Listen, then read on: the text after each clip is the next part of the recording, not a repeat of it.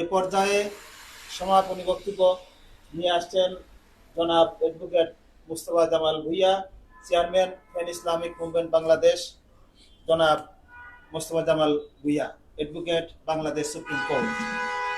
আউযু বিল্লাহি মিনাশ শাইতানির রাজিম। বিসমিল্লাহির রহমানির রহিম। মুহাম্মাদুর রাসূলুল্লাহ ওয়াল্লাযিনা মাআহুম আশিদ্দাতুল কুফফার রাহমাউ বাইনাহুম তারাহুম রুকআন সুজদান ইলা আখিরিল আয়াহ। সম্মানিত উপস্থিতি, আসসালামু আলাইকুম।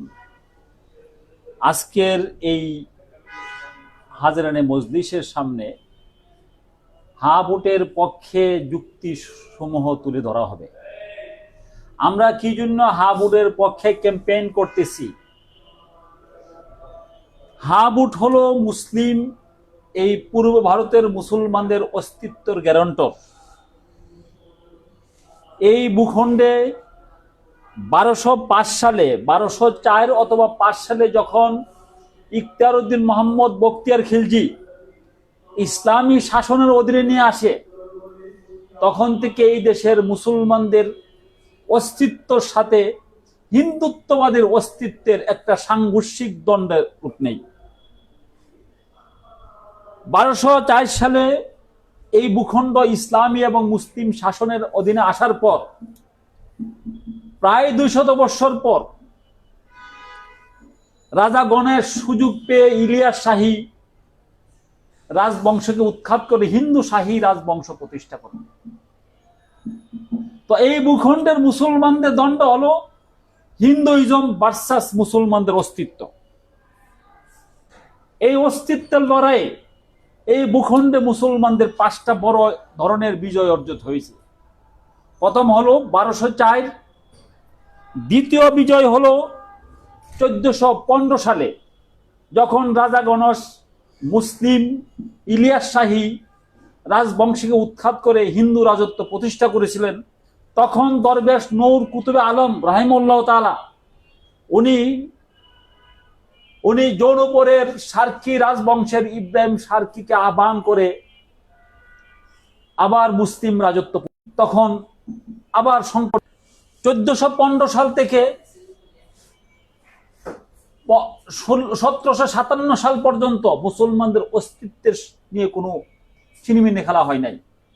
1757 সালের পর যখন পলাশীর আম্রকাননে নবাব সিরাজের পতনের পর হতে 1905 সাল পর্যন্ত মুসলিম এই ভূখণ্ডের পূর্ব ভারতের মুসলমানরা 2টি শাসনের যাতা করে নিষ্পেষিত হইয়া একদম দিনহীন অবস্থায় জীবনযাপন করত।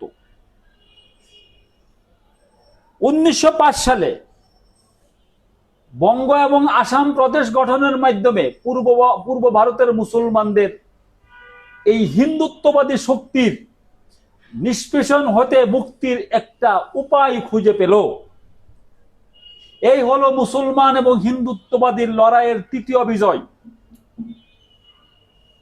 এরপরে পূর্ব ভারতের মুসলমানদের 4র্থ বিজয় হলো 1947 সাল। 1905 সালের পরে এই সূত্র ধরে 1906 সালে মুসলিম লীগ প্রতিষ্ঠা, তারপর এর সূত্র ধরে 1947 সালে পাকিস্তান প্রতিষ্ঠা। এটা হলো এই ভূখণ্ডের পূর্ব ভারতের মুসলমানদের 4র্থ বড় বিজয়। এই বিজয়টা হলো হিন্দুইজম ভার্সাস মুসলমানদের অস্তিত্ব। কারণ এই ভারতের হিন্দুইজম হিন্দুত্ববাদী শক্তি কখনো পূর্ব ভারতের মুসলমানদের অস্তিত্বকে তারা সহ্য করতে পারে না। 1947 সাল পাকিস্তান হওয়ার পর থেকেই হিন্দুত্ববাদী শক্তি ষড়যন্ত্র শুরু করে কিভাবে পাকিস্তানকে ভাঙ্গা যায়। এই পাকিস্তানকে ভাঙ্গার জন্য মুসলমানদের 4র্থ বিজয়কে ম্লান করার জন্য তারা বাঙালি জাতীয়তাবাদ নামে একটি জাতীয়তাবাদ, শিরকি এবং ইসলাম বিরোধী জাতীয়তাবাদ প্রতিষ্ঠা করল। এই জাতীয়তাবাদ পূর্ব ভারতের মুসলমান, বিশেষ করে বাংলাদেশের মুসলমানদের জন্য একটা গলার কাটা, বাঙালি জাতীয়তাবাদ। তারপর আসেন এই বাঙালি জাতীয়তাবাদীরা 2008 সালে ক্ষমতা আরোহণের মাধ্যমে মুসলিম জাতিসত্তাকে একদম চরম ভাবে নিষ্পেষিত, নির্যাতিত এবং নিপতিত করেছিল। এই ভূখণ্ডে মুসলমানদের পঞ্চম বিজয় হলো 2024 সালের জুলাই বিপ্লব। 2024 সালে যদি জুলাই বিপ্লব না হতো তাহলে এই দেশের মুসলমানদের অস্তিত্বের সংকট দেখা দিত। 2008 থেকে 2024 সাল পর্যন্ত এই প্রায় 17 বছর যাবত এদেশের মুসলমানদের অবস্থা, করুণ অবস্থা বিরাজ করছিল। কিরকম অবস্থা? এই দেশের ইসলামের এবং মুসলিমের মাথার তাজ হলো উলামায়ে কেরাম। সবসময় উলামায়ে কেরাম হলো মুসলমানদের মাথার মুকুট, যে কোনো দেশে, যে কোনো স্থানে, যে কোনো জায়গায়। এই উলামায়ে কেরামকে এমন ভাবে হেকারত করেছিল যা ইতিপূর্বে এই ভূখণ্ডের মুসলমানদের অবলোকন করে নাই। উলামায়ে কেরামকে জঙ্গি বানিয়ে, উলামায়ে কেরামকে বিভিন্ন তকমা দিয়ে বছরের পর বছর জেলে রেখেছিল। দ্বিতীয়ত হল ইসলামের বিরুদ্ধে যত শক্তি, সমস্ত শক্তিকে বাঙালি জাতীয়তাবাদ তার প্রভু ভারতে হিন্দুত্ববাদের শক্তির সমর্থনে সমস্ত ইসলামী সভ্যতা, মুসলিম জাতিসত্তাকে তারা বেনিশ করার জন্য, ধ্বংস করার জন্য পায়তারা করছিল এবং এই জাতিসত্তা যারা ধারণ করে তাদেরকে নিষ্পেষিত করে ফেলছিল। যা হোক, এই বাচ্চা কাচ্চা ছাত্র এদের নেতৃত্বে আল্লাহ রাব্বুল আলামিন এদেশের মুসলমানদেরকে আবার পঞ্চম বিজয় দান করলো। এই বিজয় শুধু হাসিনার বিরুদ্ধে বিজয় নয়, ভারতের হিন্দুত্ববাদী শক্তির বিরুদ্ধে মুসলমানদের লড়াইয়ের বিজয়। আর এইটা যদি আপনি মনে করেন ভারতে হিন্দুত্ববাদের বিরুদ্ধে মুসলমানদের অস্তিত্বের লড়াইয়ের বিজয়, তাহলে আপনি হা ভোট দেন। আর যদি মুসলমানদের অস্তিত্বের বিজয় না মনে করেন তাহলে আপনি না ভোট দেন। এই যে 2024 সালে কতিপয় ছাত্র সাহস করে জুলাই বিপ্লব ঘটিয়েছে, এটা হলো তাদের মুসলমানদের পঞ্চম বিজয়ে ভূখণ্ডে। এই ছাত্র বিপ্লব না ঘটিলে মুসলমানদের অস্তিত্ব কোথায় যেত আল্লাহ রাব্বুল আলামিন জানে। কাজেই এই 5টি বিজয়, 1000 বৎসরের ভিতরে এই মুসলমানদের 5টি বিজয়ীকে যদি ধরে রাখতে চান, আপনি হা ভোট দেন। আর যদি এই বিজয় মনে না করেন যে আমরা বাঙালি, আমাদের প্রথম পরিচয় বাঙালি, পরে মুসলমান, তাহলে আপনি যা ইচ্ছা তা করেন। যদি আপনি প্রথম মুসলমান হয়ে থাকেন, আপনার পরিচয় যদি প্রথম মুসলমান হয়ে থাকে, আপনি অবশ্যই হা ভোটে ভোট দিবেন, না ভোটে দেওয়ার প্রশ্নই ওঠে না। আর আপনার পরিচয় যদি প্রথম বাঙালি হয়ে থাকে তাহলে আপনি না ভোট দেন। আর বাঙালি যদি প্রথম পরিচয় হয়, আপনি মুসলমান না অমুসলমান হয়ে গেছেন, এটা উলামায়ে কেরামের কাছে ফতোয়া নিয়ে নেন, আমি ফতোয়া দিব না। 2024 সালের এই বিজয় বস্তুত জাতীয়তাবাদের শক্তি এবং ইসলামী শক্তির সম্মিলিত ফসল। মুসলিম জাতিসত্তা, জাতীয়তাবাদী এবং ইসলামী সম্মিলিত ফসল। কিন্তু এই হা ভোট প্রশ্নে লক্ষ্য করা যাচ্ছে জাতীয়তাবাদী শক্তির নীরব, এবং কোনো কোনো জায়গায় তারা না ভোটের পক্ষে প্রচারণা চালাচ্ছে এমন শোনা যাচ্ছে। জাতীয়তাবাদের শক্তির কর্ণধার তারেক জিয়া, হা ভোটের পক্ষেও আপনাকে স্পষ্ট বক্তব্য দিতে হবে। আপনার পিতা মাতা এই ভূখণ্ডকে নেতৃত্ব দিয়েছেন, আপনার পিতা মাতার যে অবদান সবাই স্বীকার করে, কিন্তু আপনি আপনার পিতা মাতার পদ সম্ভবত পরিত্যাগ করতে যাচ্ছেন। আপনি ক্রুসেড যুদ্ধের ইতিহাস পড়েন, জনাব তারেক জি, আপনি ক্রুসেড যুদ্ধের ইতিহাস পড়েন। যেই ইমাদউদ্দিন জঙ্গি, নুরুদ্দিন জঙ্গি ক্রুসেডারদের বিরুদ্ধে আজীবন সংগ্রাম করেছে, সেই নুরুদ্দিন জঙ্গির ছেলে আবু বকর সাদ জঙ্গি ক্রুসেডারদের কিয়নকে পরিণত হয়েছিল তার সাঙ্গপাঙ্গর জন্য।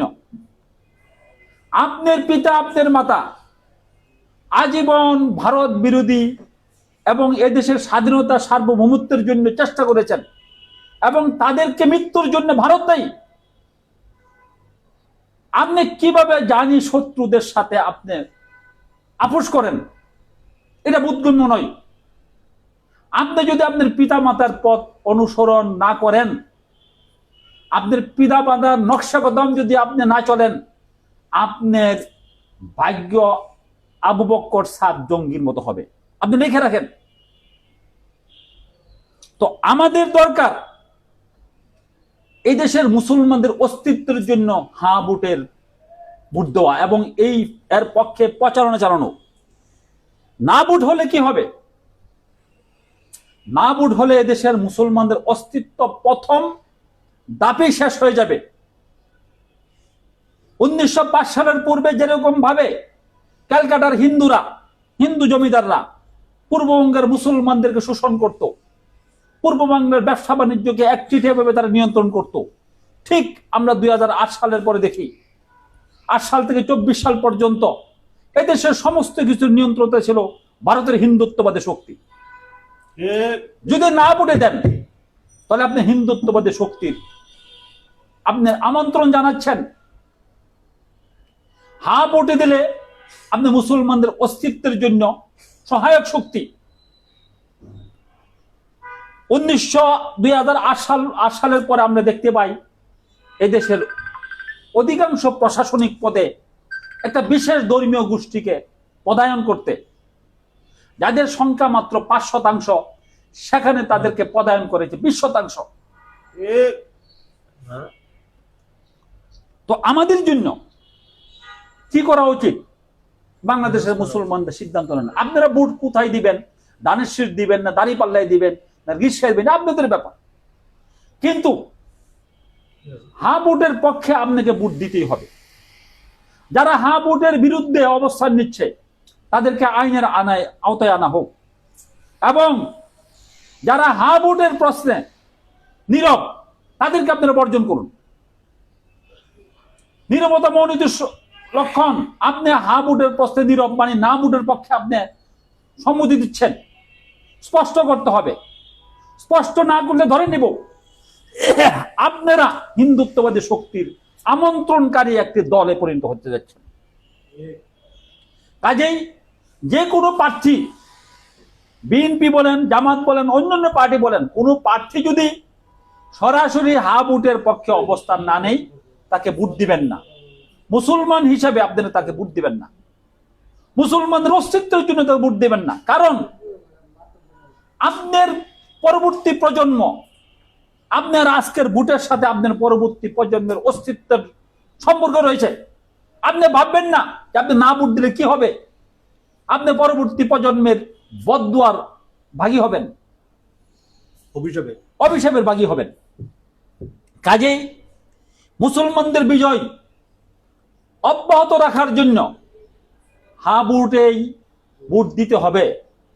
না ভোটের পক্ষে যদি প্রচারণা চালাই আমাদেরকে প্রতিহত করতে হবে, এবং রাজনৈতিক দলগুলির প্রধান এবং প্রার্থীগণ, প্রত্যেকটি রাজনৈতিক দলের প্রধান এবং প্রার্থীগণ হ্যাঁ ভোটের পক্ষের অবস্থান সুস্পষ্ট করতে হবে। নতুবা ধরে নেব আপনারা ভারতীয় এজেন্ডার বাস্তবায়নের জন্য সদা প্রচেষ্টা লিপ্ত আছেন। এমত অবস্থায় যে যেখানে আছেন, যদি আপনারা মুসলিম জাতিসত্তা, ইসলামী বিশ্বাস করেন, জাতীয়তাবাদের শক্তি বিশ্বাস করেন, হ্যাঁ ভোটের পক্ষে আপনারা প্রচারণা চালিয়ে যান, না ভোটকে প্রতিহত করুন। এবং যদি কোনো দল, কোনো প্রার্থী হ্যাঁ ভোটের পক্ষে সরাসরি অবস্থান না দেয় তাকেও বর্জন করুন। এই বলে আমার বক্তব্য শেষ করছি। ওয়া আখিরুদ দাওয়ানা আলহামদুলিল্লাহি রাব্বিল আলামিন।